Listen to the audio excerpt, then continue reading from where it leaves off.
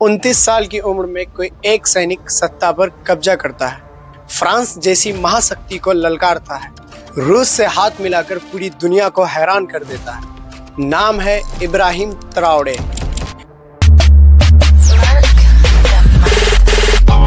लेकिन कौन है ये जवान लड़का?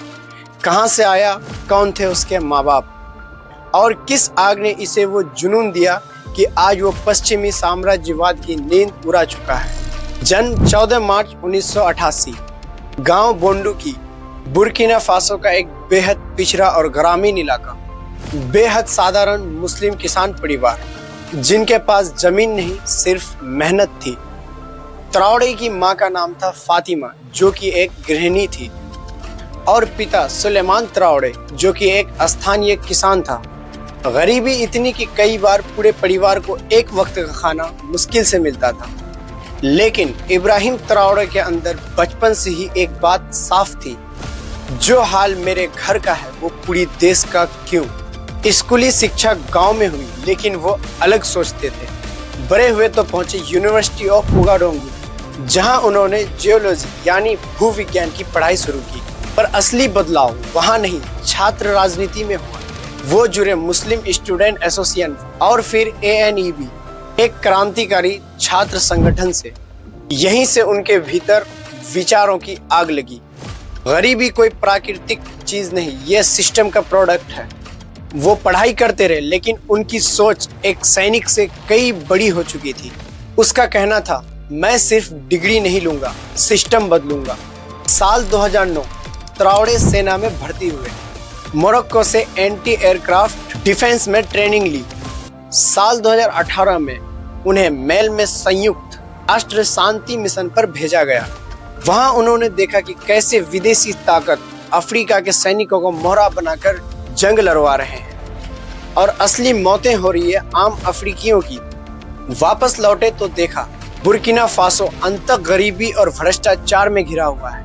क्या आप जानते हैं, बुर्किना फासो, माली और नाइजर जैसे देश दुनिया में सबसे ज्यादा सोना निकालते हैं, लेकिन उनका 90% सोना फ्रांस, कनाडा, UK और चीन की कंपनियों के पास जाता है। सोना उनका और मुनाफा बाहर वालों का।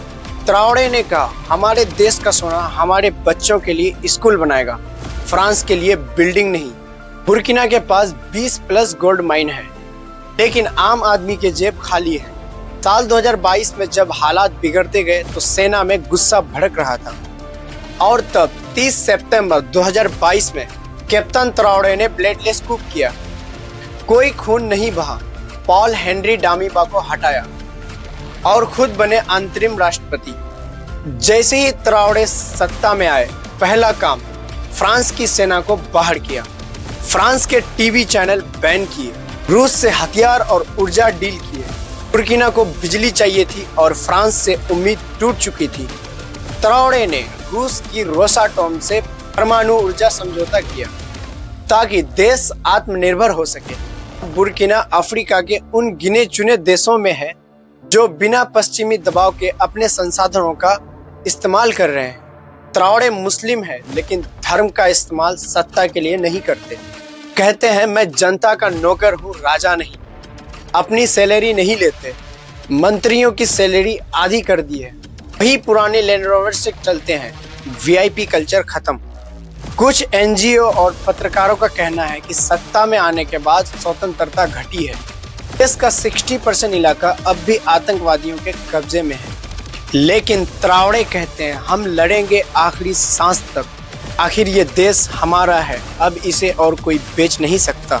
इब्राहिम त्राओरे कोई परफेक्ट हीरो नहीं है, लेकिन 29 साल की उम्र में जो उन्होंने किया वो आज पूरी दुनिया को चौंका रही है। वो हमें याद दिलाता है कि बदलाव बंदूक से नहीं, इरादों से आता है।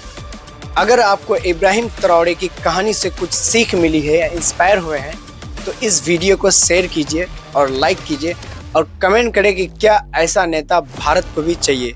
मिलते फिर एक नए सच के साथ, तब तक के लिए जय हिंद।